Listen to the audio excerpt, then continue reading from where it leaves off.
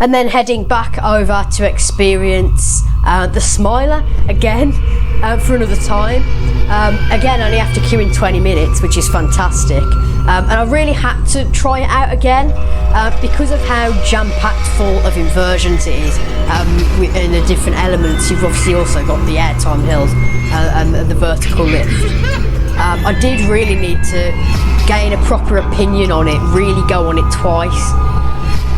This time I actually enjoyed it a lot more because we're on the front row, so it rode a lot better on the front. It really does make a difference. I actually found it a lot more intense because on the airtime hill I really got pushed down it as well, getting more ejector. On the drops, both drops, you really get pushed down the drops if you're on the front. So it does make it a lot more intense, and as well making it a lot smoother as well, riding a lot better, which really does make it, I think now I have gained a proper opinion on it because I've been on it on the front row, as well as experiencing all of those inversions for a second time, and the real variety there is. I've really made a full opinion on it because it's so much better on the front. It really does ride loads better. I didn't get a head bash or anything on the Cobra roll, which is always brilliant. And overall, it is now solid there as one of my favourite coasters. It really is. It's just the experience. It's still not the smoothest, but it's certainly not rough. It's just a little bit sharp with some of its transitions. But now I've done it on the front. It is really gone up in my rankings, and it is now there as one of the best coasters.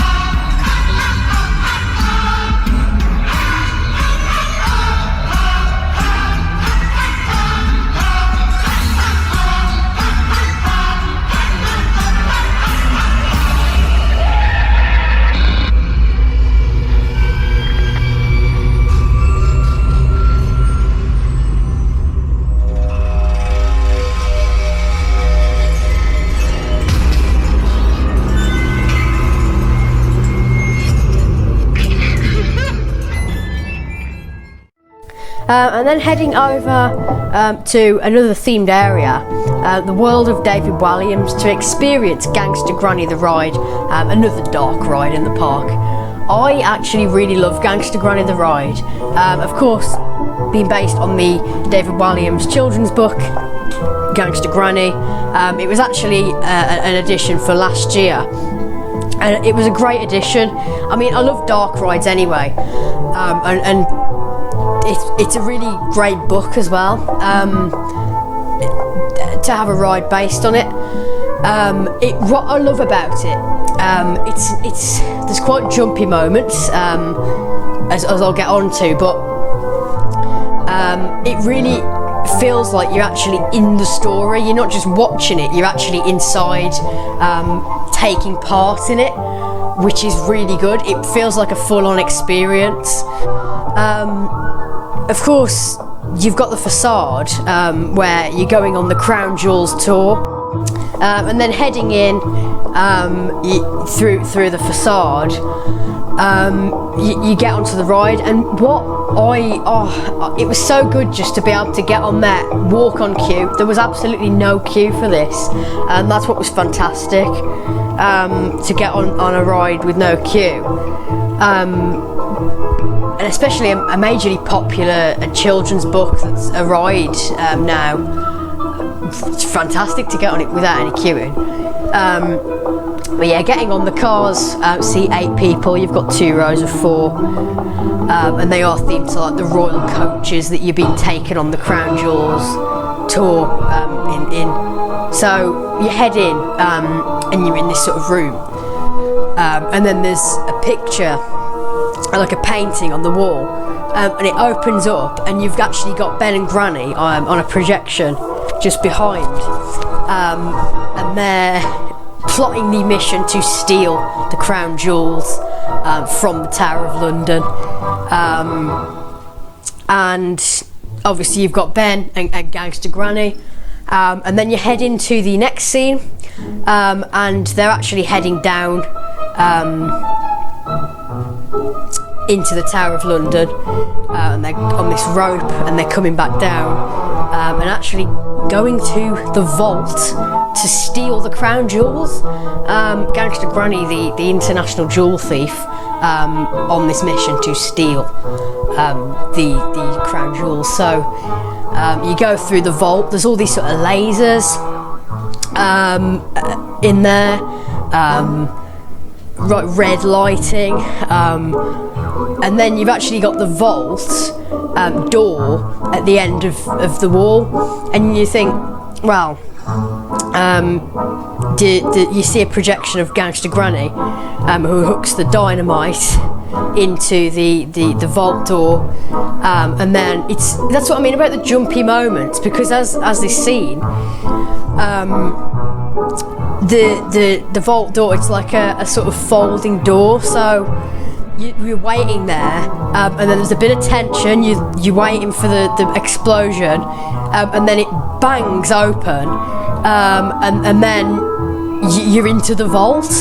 It's been blown up, and you're in there. You see Ben and Granny with the crown jewels, and they steal the orb, and then Granny sets the alarm off.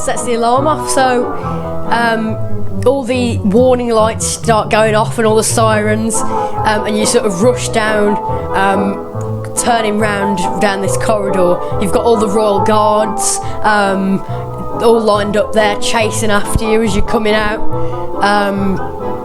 and that's what is fantastic, that you really do feel like you're in the story, because obviously you are being chased by these royal guards, and then you come round, and there's a projection screen in front, and you see Ben and Granny, and they're jumping into the River Thames.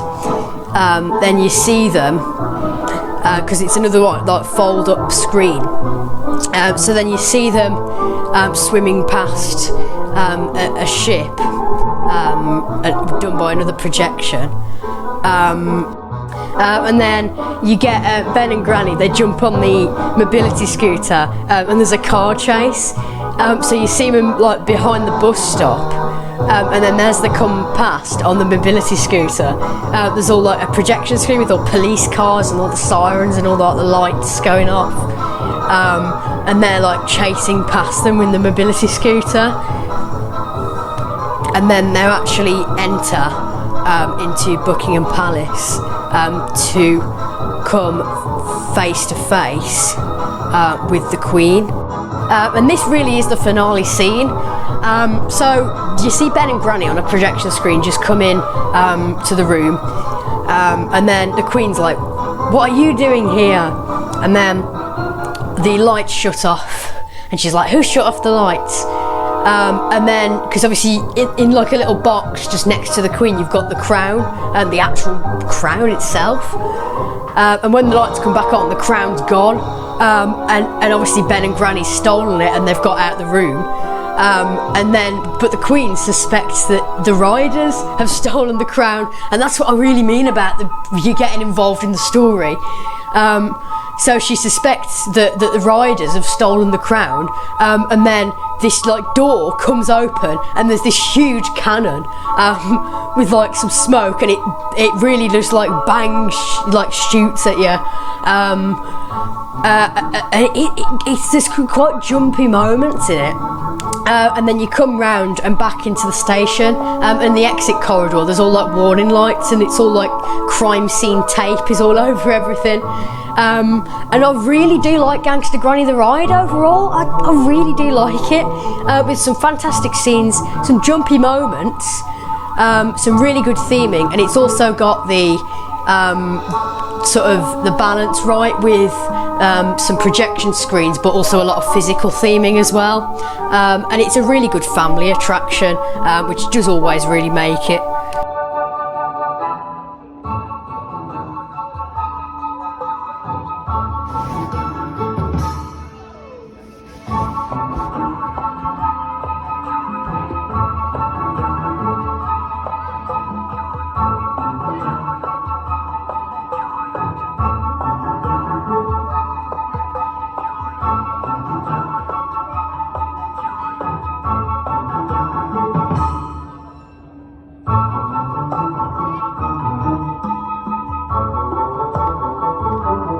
And then finally for Gangster Granny the ride, they don't do an on-ride photo, but they do a photo in the queue line. So here is my queue photo from Gangster Granny the ride. Then heading down into Dark Forest to experience another coaster. And this is 13, the Intamin drop track coaster. I really do enjoy this. So because we were near the front, we did get some good hang time on it, on the first drop, and the helix as well, coming off the helix, which is always good fun, and it also has some great theming. So obviously the station area, which also holds the drop track, is the actual crypt itself.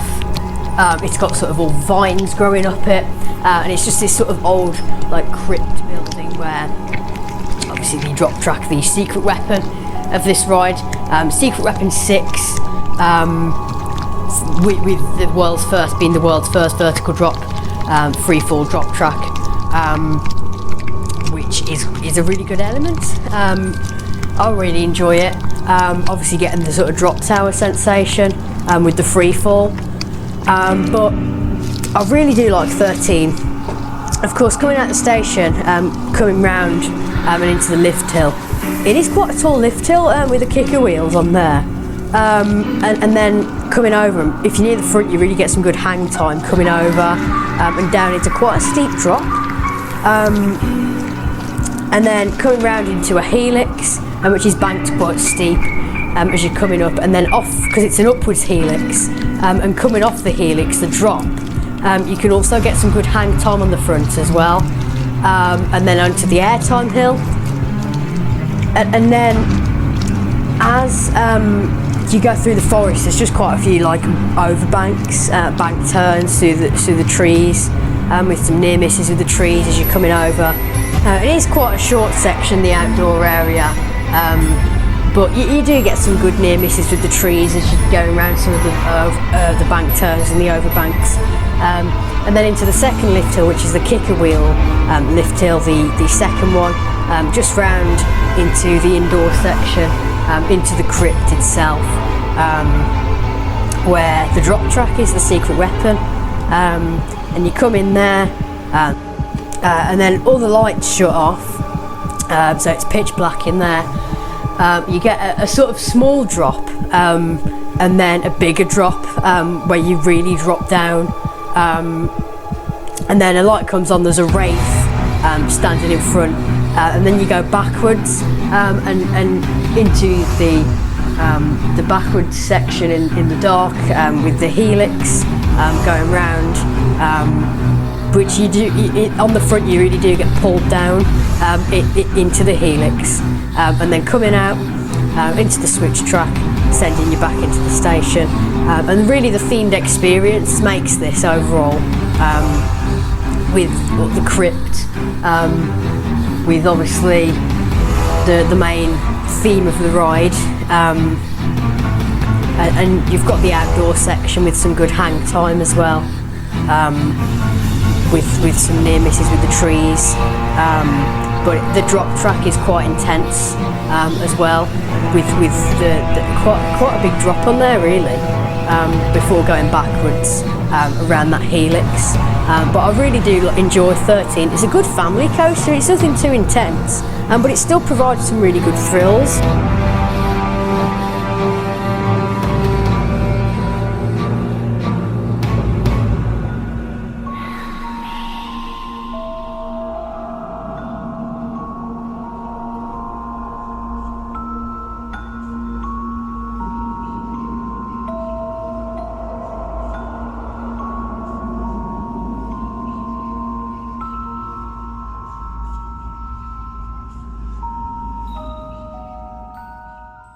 And then heading down to Spinball Wizard to experience another coaster.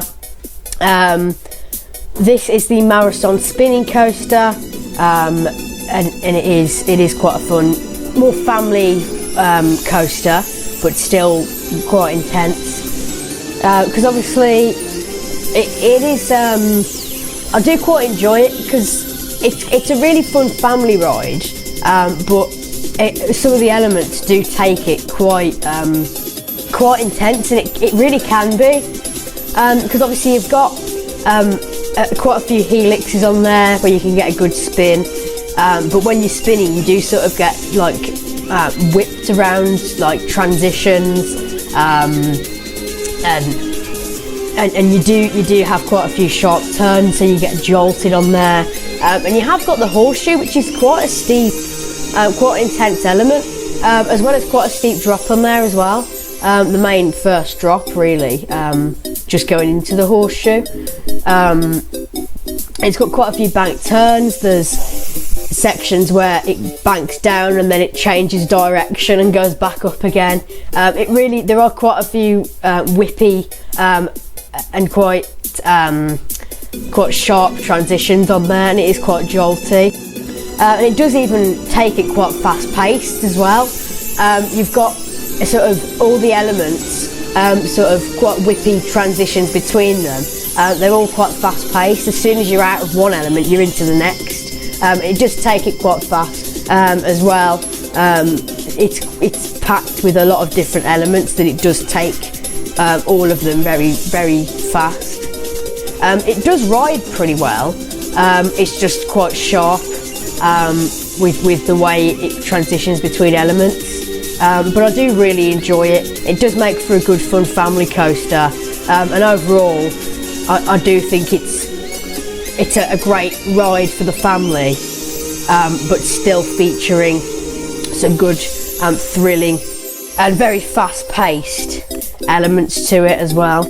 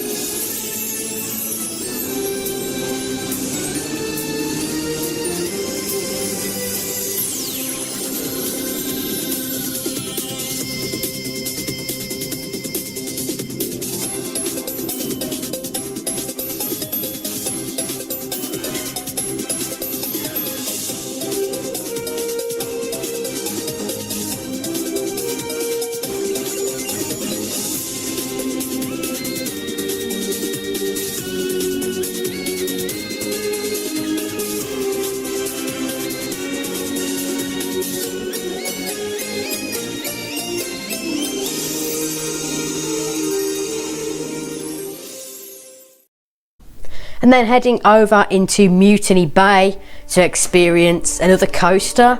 Of course, this is Wicker Man Secret Weapon 8, the newest coaster addition to the park. I really would say it is the best themed coaster. Of course, you've got the huge Wicker Man structure, because obviously the train just passed through it 3 times during the ride, and every time it passes through it you get these flame bursts from the top of it. Also inside you've got these actually inside the structure, you've got screens to give the flame effect as well as you're passing through the structure. And of course it is huge. It is the main centre theming piece of this ride. And obviously that was the world's first with this. The secret weapon was that it was the world's first coaster fusing wood and fire, of course being a wooden coaster. I really enjoy it. Obviously it's got the pre-show as well, where it's a projection show, so there's a whole like backstory to it which is told through the pre-show. So there's a legend that the elders of the woods are led by the spirit of the Wicker Man, and one day that he shall rise, giving them eternal freedom and well-being. Obviously the Wicker Man must be presented with a gift, and that gift is you. Then there's the actual Wicker Man projection. So you see the Wicker Man, like a full-on projected face, and what an honour to see yourself burned in wicker and encased in his soul.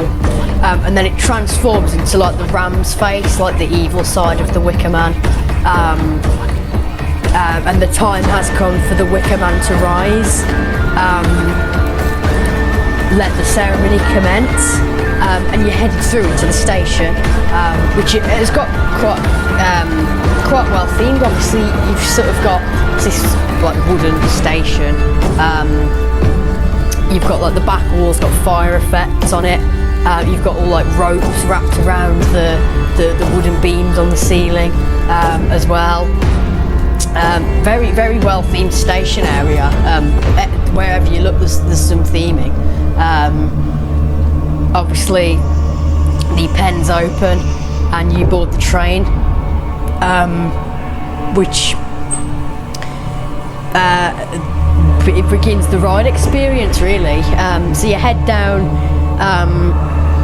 a drop straight at the station, heading down a right banked drop. So you head through and into a tunnel, and then coming out and into the lift hill. You're coming up the lift hill, and obviously it's you get to see like the whole ride to your right, like as you go up the lift hill. And then as you come off the lift hill, the first drop starts with a left bank drop, and it's in a tunnel, the first half of the drop, and you're building up speed, and then you actually go down the steepest part of the drop, build up so much speed at the bottom on there, and over an airtime hill through a tunnel into an S-bend, round the first bank turn, over an overbank. So obviously that's when you pass through the Wicker Man structure for the first time, and then you go over an airtime hill, and through the Wicker Man for the second time, banking round, and into another little turn around at the top, heading down over another airtime hill through the Wicker Man for the final time, banking round, and then up into the brake run, where there is another tunnel at the end of the ride, and there's some like smoke effects in there, and I really like it. Obviously you're getting some good air time on there, and also very, very fast paced. It does take the elements very fast. Feels quite fast, and again with it being quite fast paced, it keeps the speed quite well as it goes through the elements. I never really noticed it slowed down that much. It just fast paced from one element to the next, keeping the speed really well, never slowing down too much, and it just makes for a really good fun ride. And as well, combine that with the theming, it makes an overall fantastic, immersive and themed experience. And with the absolutely brilliant pre-show, with the projection show, it really adds to the backstory for the Wicker Man. And of course, quite an intense coaster as well, with some really good speed and some really fast transitions.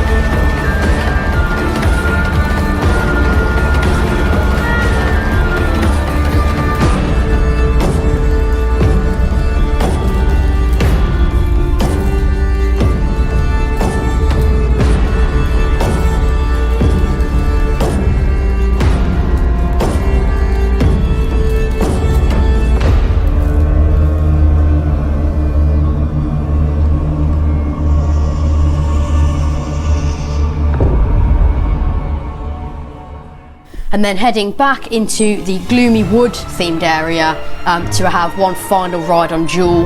Of course, because it is the final day of Duel, just so I can experience it one more time and seeing all of the theming and using the laser guns for the shooting one final time.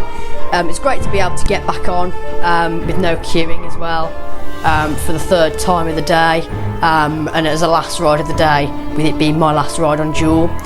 Of course, again, with all the theming, it is a good experience. You've got some zombies, you've got the monsters, you've got some quite big scenes like the Grand Hall and the Ghoulish Garden. You've also got the laboratory where there's quite a few zombies in there.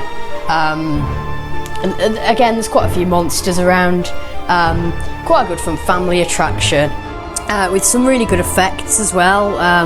You've got the bats spinning round, you've got the spinning heads, there's the other monsters that sort of come forward. You've got some good animatronic zombies that provide some good jump scares as well, which does make for a pretty good experience. Of course, as well, with the haunted house themed facade.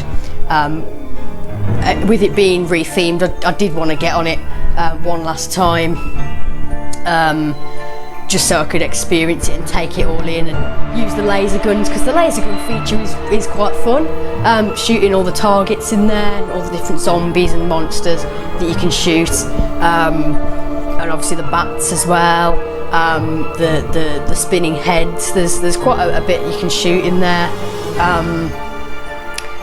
and quite a bit of theming. And it was just nice to be able to get on it as the final ride of the day and my final ride on this dart ride, because again, I do really enjoy it, and I will miss it, seeing an attraction go, but it was nice again just to be able to get back on it one last time and take it all in, and it really does make for a good final ride of the day, to be able to experience this great Alton Towers dart ride for the final time. And obviously it was great to be able to go there as my last ride, and to really take it all in, and also use the laser guns at shooting the targets, as this will be my last experience on Duel, the Haunted House Strikes Back.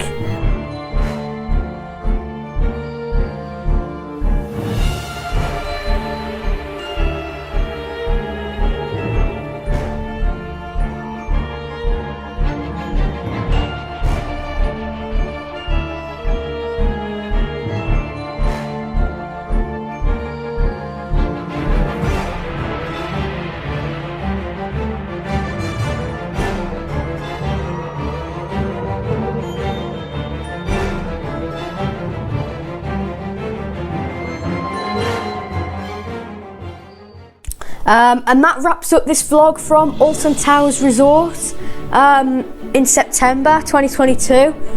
It's been a fantastic day to experience, of course, these world-class coasters, such as the Smiler, doing that for the first time, and getting a couple of rides on that was fantastic.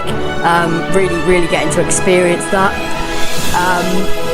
And of course, going on Duel for the final time, as this obviously is the last day of this dart ride. It was great to be able to come and experience it for the final day as well. Of course, I'd still have to say my favourite ride is actually still Nemesis, just because of the force you get on it and the variety of different elements. But I still do really love the Smiler as well. Because it is a fantastic coaster.